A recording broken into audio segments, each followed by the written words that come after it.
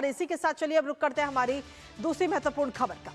और आपको बता दें कि जनगणना का पूरा रोड मैप तैयार हो चुका है। जनगणना 2027 का पूरा ये रोड मैप तैयार किया गया है, क्योंकि इससे पहले अगर हम देखें तो साल 2011 में जनगणना हुई थी और उसके बाद 2021 में जनगणना होनी थी, लेकिन कोरोना की वजह से ये जनगणना नहीं हो पाई, जिसके बाद में अब ये जनगणना की पूरी रोड मैप जो है वो तैयार किया गया है। आज एक प्रेस कॉन्फ्रेंस के जरिए इसके बारे में जानकारी दी गई, लेकिन इसमें खास बात एक और इसमें शामिल की गई है इस बार नियमों में कि जो कपल लिव इन रिलेशनशिप में रह रहे हैं और वो अगर आपसी सहमति है और वो कहते हैं कि लंबे समय से वो एक साथ रह रहे हैं, तो उन्हें मैरिड कपल के तौर पर ही देखा जाएगा। इसके साथ ही 33 सवालों की जो पूरी लिस्ट है वो इस समय तैयार की गई है और उन 33 सवालों का जवाब सरकार आपसे पूछेगी। और साथ ही ये भी आपको बता दें कि इस बार की जो जनगणना है वो 2 फेज में होगी। आखिर कौन कौन से वो सवाल होंगे और क्या कुछ है पूरा रोड मैप, सीधा रुक कर लेते हैं।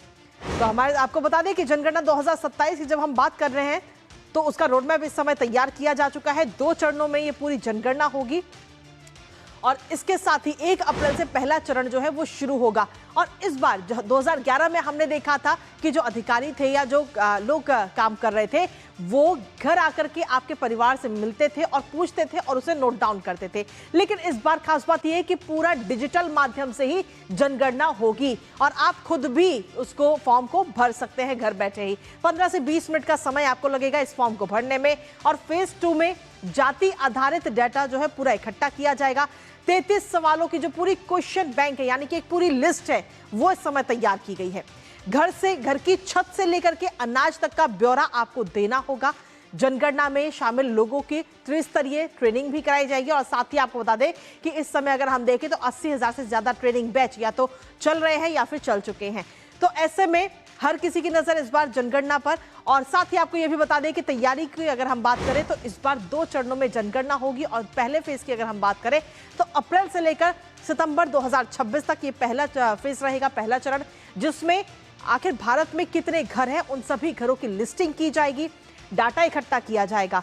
और दूसरा फेज अगर हम देखें तो दूसरे फेज में जनसंख्या की पूरी तरह से गिनती की जाएगी। हमारे साथ हमारे सहयोगी मोहित शुक्ला इस वक्त जुड़ गए हैं ताजा अपडेट के लिए। मोहित, कुल मिलाकर अगर हम देखें तो 33 सवालों के जवाब देने होंगे भारतीय नागरिकों को और बताना होगा कि आपके घर में कितने लोग हैं, कौन मुख्य व्यक्ति है, आपकी कमाई कितनी है और घर आपका कैसा है। इन तमाम सवालों के जवाब देने होंगे।